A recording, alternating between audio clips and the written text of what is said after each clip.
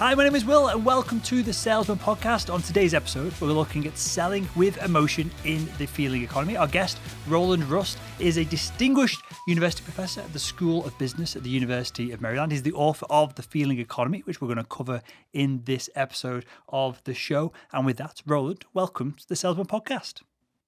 Oh, thanks very much. Happy to be here. You are welcome, sir. I'm glad to have you on. I try not to cover it too much before on our pre-recording chat, but I think we're on the same wavelength with a lot of what we're going to talk about today. So it'll be interesting if there are any points that we do diverge. But I think we're all on the same wavelength with a lot of this. So get us started. This is seemingly a lazy question for an interviewer to ask Roland. I'm going to ask you because I want you to set the scene here. What the heck is the feeling economy?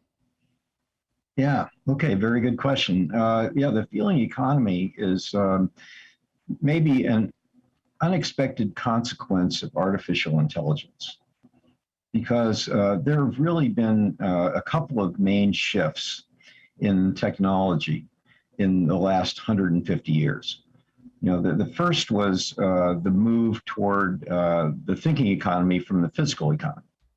So in other words, you had people in the physical economy, we were doing things like farming and mining coal and doing physical exertion, and men really dominated at that time. And then around 1900, you really started to see an expansion of the thinking economy. And one of the things that you saw was a very much larger percentage of people became educated because they had to compete in the thinking economy as thinkers. And during that time, then women became much more equal. You see many more women in high positions than you did in the 1800s or 1700s. Mm-hmm. So now the shift that's happening now is from the thinking economy to the feeling economy. And the reason for that is that artificial intelligence is getting good at thinking.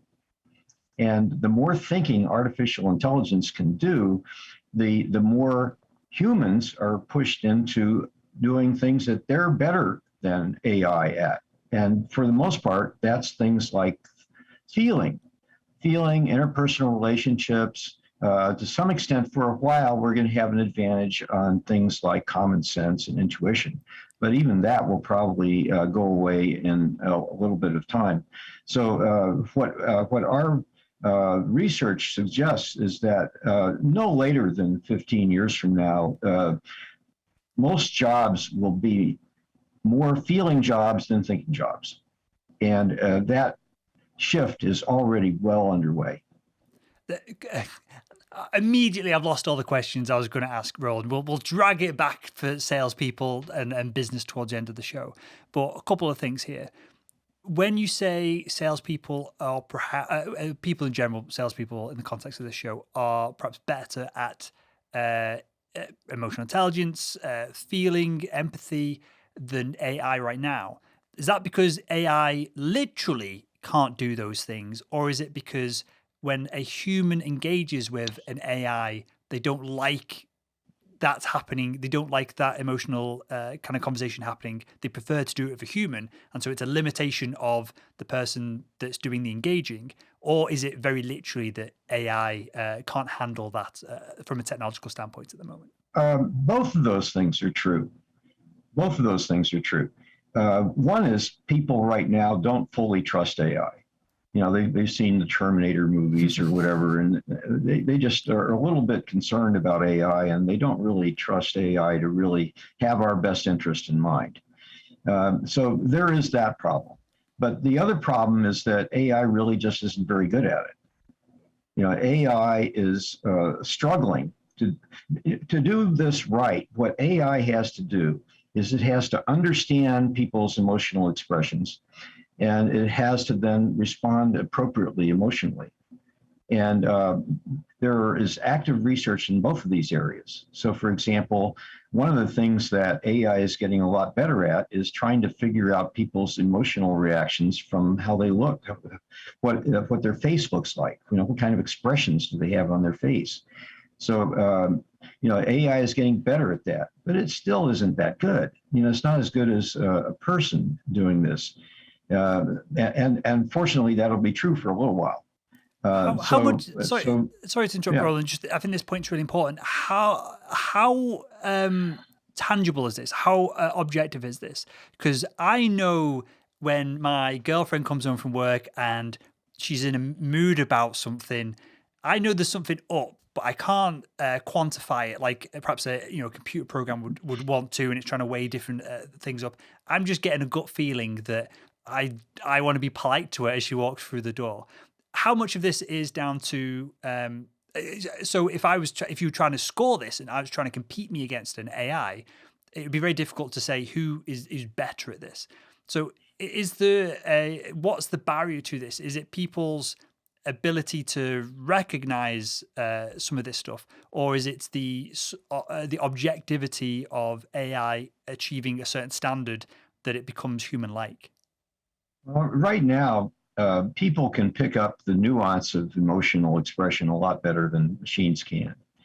I mean, machines are picking up, if I have a big smile, they can pick up that's a smile, or, a really bad frown, they can pick up that. But there are nuances. For example, I might be pretending to smile. Sure. I might be actually very upset. Say, that was really nice of you to park in front of my driveway so I couldn't get in. That little nuance would be picked up by my wife very, very easily, but a machine is going to have a really lot harder time. Now, one thing I would say, I know that you're really talking to salespeople more than anybody else. I want to tell the salespeople that they're in absolutely the right job. They could not be in a better job. That they are working with interpersonal relationships, and especially that's not going to go away easily in B2B. It may be easier to get rid of that in B2C. A lot of B2C is done online now, but a lot of B2B is too big and too important to be done online. And so people are in B2B sales are absolutely the right place. If I had to suggest a career path for a salesperson in B2B, I would say there are two possible career paths that would both be very good. One, stay a salesperson in B2B and be really good at it. That's one career path. And then the other career path is become a sales manager, because the sales managers are also going to be in demand, and that's a job that can't easily be performed by a machine. Will this ever change? And this is more of like a thought experiment than something that I can practically see in the real world. But I've talked about this before on the show, Roland. It seems like a lot of B2B deals could be done by and you're the perfect person to ask this to, an AI like API, and it plugs into the seller API, and it plugs into the buyer's API, and we look at the AI looks at the data of the buyer and says, oh, well, perhaps we can help with this. We can bridge this. We can provide this. And then they go, well, okay, here's a fair transaction. The deal's done instantly, and the salespeople are wiped off the face of the planet. Is that something that is plausible to happen? Or is there so many moving parts in that it'd be too difficult? Yeah, I mean, we already have that. I mean, there are many companies that are connected that way. And but typically it's for more routine things. If you're wanting to, for example, sell a bunch of jet fighters to the federal government, I guarantee you're not going to do that on that API system.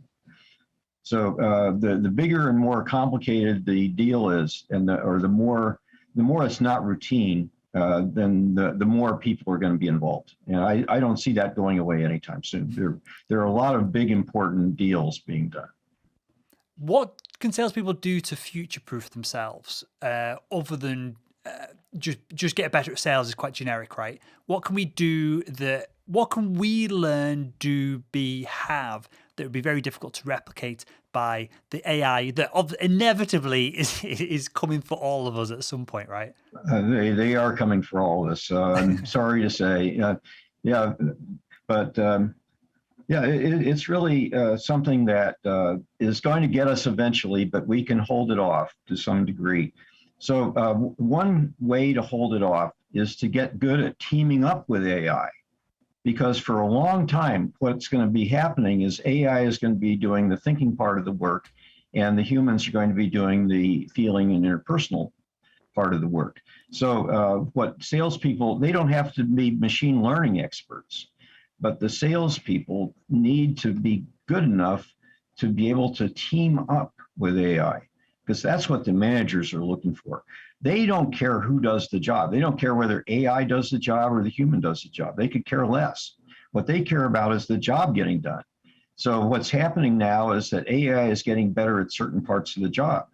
And so humans need to not be threatened by that, need to just accept AI as a teammate. That's the way I like to think about it, as a teammate, and try to be a good teammate for AI, just like AI is trying to be a good teammate for the human. Mm-hmm. And let's go back to basics, just for someone who perhaps isn't familiar when we talk about AI. What and the thinking side of business and perhaps even life in a wider context, Roland.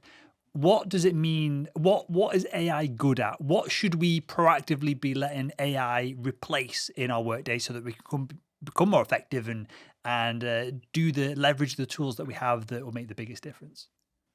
Well, the thought for a long time was that really all AI could do was the very routine sorts of monotonous tasks that were done over and over and over again.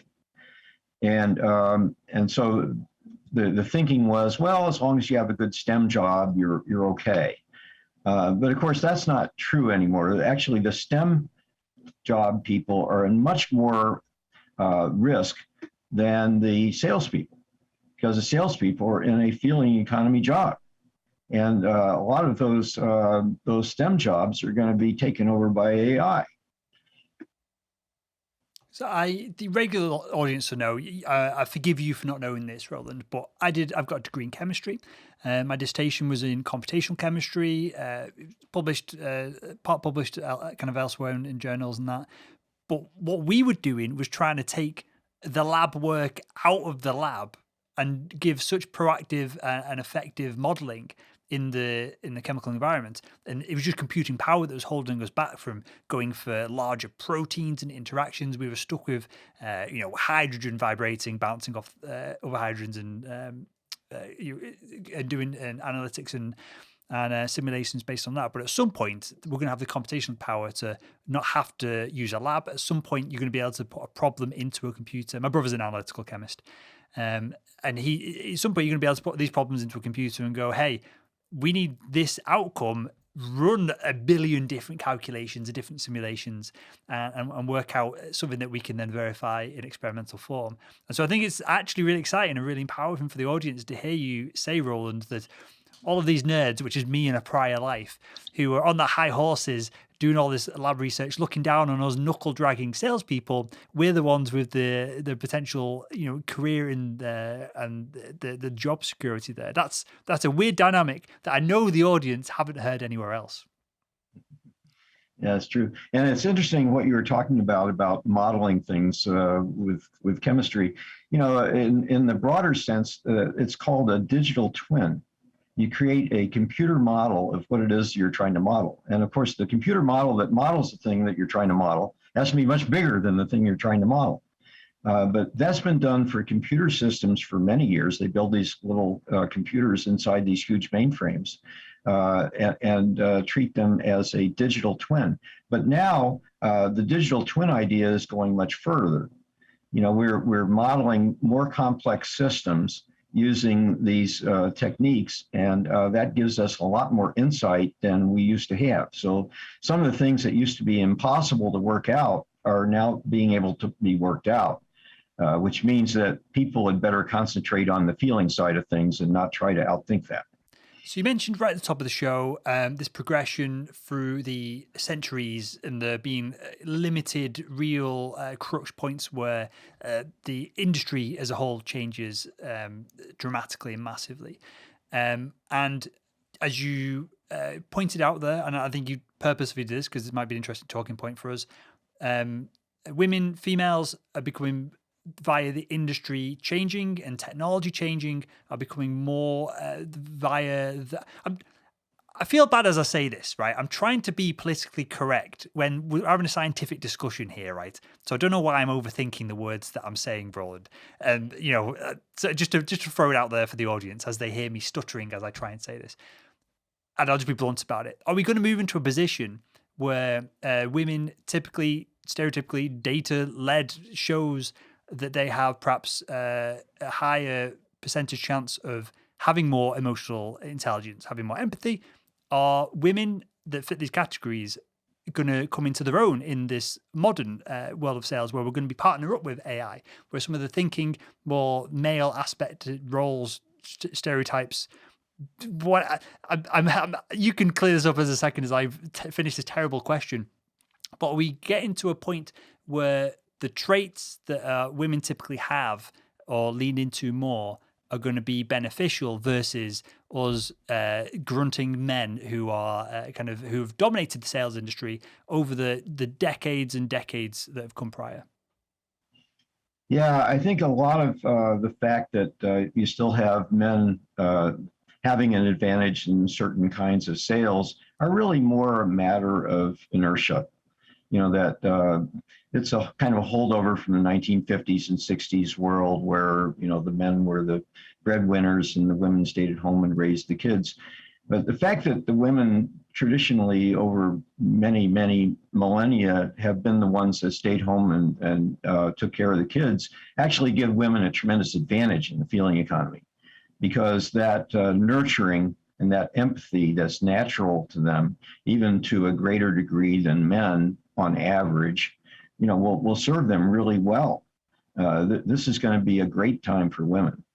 Women should. Is this change happening now, Roland, or is this something that is a iceberg, slow, glacial moving? Because there's many pieces to this puzzle, right? Of access to jobs, biases perhaps within maybe not biases within companies and employment and that kind of thing. Is this something that there's data on now that this is the things the gap has changed, equaled, and performance has changed within the marketplace, or is this something we can really see this happening. We can measure it. We've done a lot of examination of U.S. government data, for example. And based on that, we have current research that's basically showing the degree to which women gain an advantage from the feeling economy and what kinds of jobs they're getting a greater advantage in. But we see this all over society, not just in business, not just in sales. But if you even just take a look at the number of countries that have women leaders, that's a much greater number than it used to be. It used to be unless you were a queen, and you were a queen because the king, your father, had you. But now, people are electing women leaders. Certainly Angela Merkel was an extremely powerful woman. But there are many women leaders around the world, much more than before. And in fact, if you take a look at the countries that have women leaders, their economic situation is better on average by far than the average country. And I think that the reason for that is that the economies that tend to be the most advanced are also the ones that women can be the best at, because they're the ones, they're the economies that are closest to the feeling economy today. What can the women now, forget us blokes for a second, what can they do to make the most of any innate traits that they have, whether it be emotional intelligence, empathy, whatever it is? What do they need to lean into to not necessarily outcompete men, but outcompete the current marketplace? Yeah, I think that that women have the ability now to stop trying to be men. That sounds weird, I think. But I mean, women have tried in the past to emulate the people that they've seen that have been successful around them. And that's typically been men. And so you find women trying to be more masculine, trying to hide their feminine side. You saw that with Hillary Clinton running for president of the United States. I mean, from all indications, she's a very warm person to the people around her, but But at the same time, when she was trying to be a politician, she really covered that up. Same thing with Margaret Thatcher in England. Margaret Thatcher really tried to change her voice. She made her voice deeper, so that she would sound more serious and more masculine. And that's something that we're gonna see, but for a while, but it's going to go away because women really benefit from being more feminine in today's feeling economy. Is it that they benefit from being more feminine? And I'm sure there's an element of that. How much of it is that they benefit from just being authentic and congruent as well on top of all this? Well, when I'm saying, that they're going to be better, I really mean, or they're going to be more feminine. I really mean that they're going to be more nurturing. They're going to be more empathetic. They're going to have more sensitivity toward the others that they're working with. These are feminine traits, and they're very, very timely. So I know, and we're talking in broad strokes here, right? What can men do, right? Say like, and this is not me, say like I was a super masculine man, right? I've just got testosterone like squirting out my eyeballs. I'm super assertive. And sometimes that can help the sales process when you can really help someone and they've got their own baggage or stress or issues, and you just need to nudge them over the finish line of a deal, perhaps. Assertiveness can help in certain selling situations. But perhaps I'm over assertive, Roland. I'm verging on the point of being a bit of a pain in the ass with my customers. But I get the deal done. I'm an ex-athlete, yada, yada, all the stereotypes. What can I do as this hyper-masculinized, ridiculous man that doesn't exist to lean into the future of the feeling economy and to have success there? Yeah, I guess there are a couple of I'll talk about a couple of kind of extremes of what men can be like, and then talk about each one, because I think depending upon what kind of person the man is, he would need to do different things. So, for example, if somebody's just a hyper masculine sort of person, then I think the thing to recognize is that there's probably going to be some retraining needed. And the retraining would be to try to build up the empathetic ability, build up the people skills, build up the emotional IQ. Sometimes if somebody's not coming to that naturally, then they need retraining. And one thing that the universities are going to have to get good at is bringing thinking economy people in, such as, for example, the hyper masculine people, and try to make them understand and appreciate the emotional intelligence part. So I think that it's a retraining for them. Now there's another set of people, and the other set of people are the men who are perhaps very sensitive to begin with. I feel as though I fit into that category. I've written poetry and done music and things like that. And I feel as though sometimes on the job I need to kind of hide that, or have felt that in the past. Now at this point, realizing what's happening in the economy, I'm trying to let that part back out again, because I realize that that's a very useful part in today's economy. That if I'm more sensitive and more empathetic, that makes me more effective. So I'm trying to stop hiding the feminine part, if you will, of myself, and allow that to come out, because that is going to be very helpful and make me more effective. Sure. Are things like emotional intelligence, I don't know, it seems like they should be, but I don't know if there's any science data on this. Are these learnable skills? Sure, there's maybe some genetic elements to this. Maybe there's a nature-nurture argument to some of this as well. And as you're describing there, this idea of masculine traits, feminine traits is a massive sliding scale, and depending on multiple factors, we all end up one place or another. But are these traits that we are going to be valuable in this feeling economy, such as emotional intelligence, be able to have an empathetic conversation with someone? Are these learnable traits, or are these innate and hardwired? Well, I believe they are learnable traits. I mean, a lot of this stuff has been taught in management courses for years.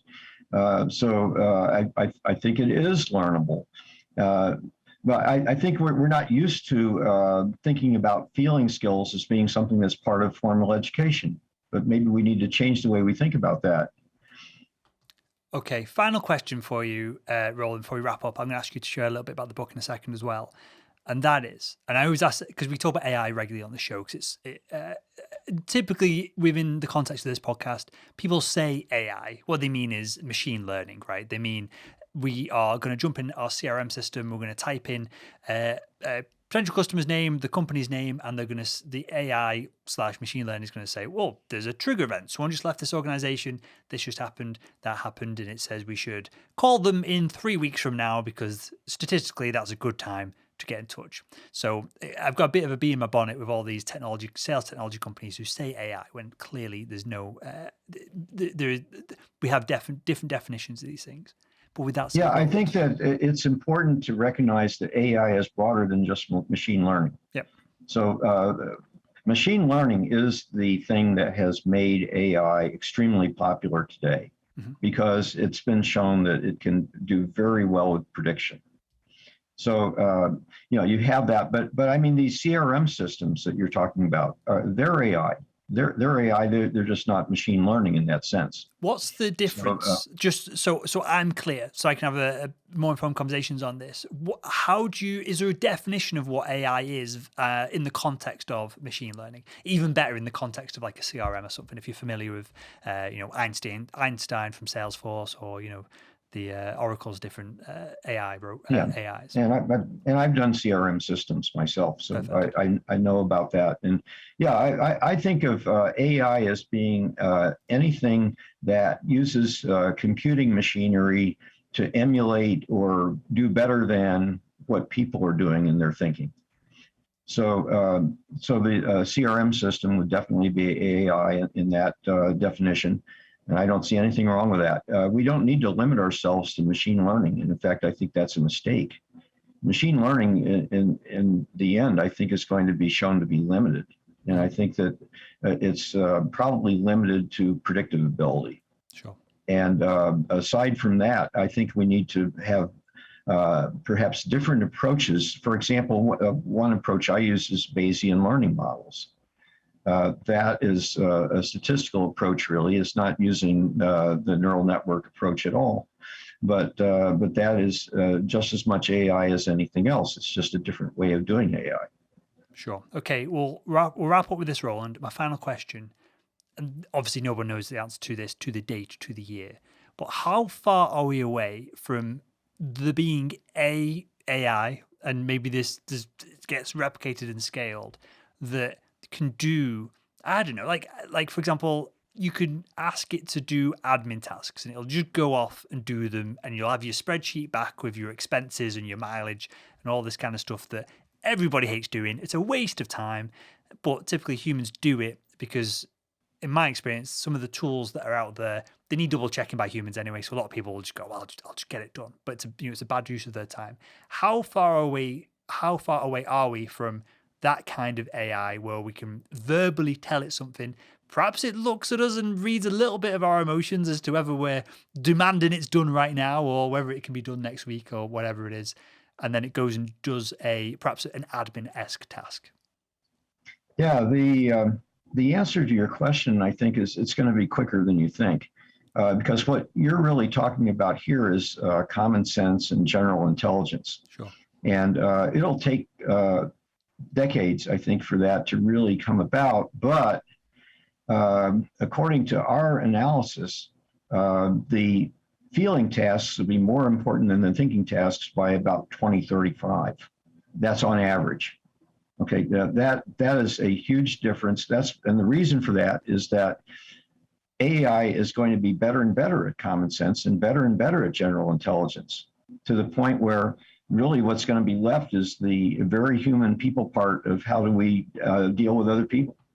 That's going to be where our greatest advantage is over AI. Now, I think if you go out, let's say 30 years instead of 15, go out 30 to 35 years, I think AI will be better than us at everything. Well, that was what I was going to ask you, Roland. When are we just obsolete? Is surely this is something that you ponder on after a few pints or a few whiskeys on a Friday evening? Is this when? And then we're going totally off the context here, and we'll wrap up with this. But when do we just become just pointless? We're just these meat sacks that are not needed for AI to do its thing. Yeah, I think 30 or 40 years. And that's what Ray Kurzweil calls the singularity. It's where AI just becomes better than us at everything. And my best guess would be 30 or 40 years for that. And those of you who are going to be alive 30, 40 years from now, good luck. Well, we'll wrap up with that bombshell, Roland. With that, mate, tell us where we can find out more about the book, The Feeling Economy, where we can buy it, and then where we can find out more about yourself as well, sir. Yes, okay. The book, The Feeling Economy, which is co-authored by Minghui Huang, who is my longtime collaborator and wife. And that can be found on Amazon. Just type in The Feeling Economy on Amazon and you'll be able to find it easily. And if you want to contact me, I'm happy to be contacted. Just Google Roland Rust and I will come up, I guarantee. Amazing stuff. Well, I'll link to the book, everything else that we talked about, and a few articles if people want to read close into this topic, because it's top of mind for me with all the sales technology and everything that's going on in our space at the moment. I'll link all of that in the show notes of this episode over at salesman.org. And with that, Roland, I want to thank you for your time, your expertise, putting up with some terrible questions from me, which you gave great answers to, which are valuable for the audience. I want to thank you again for joining us on the Salesman Podcast. Thanks very much, Will.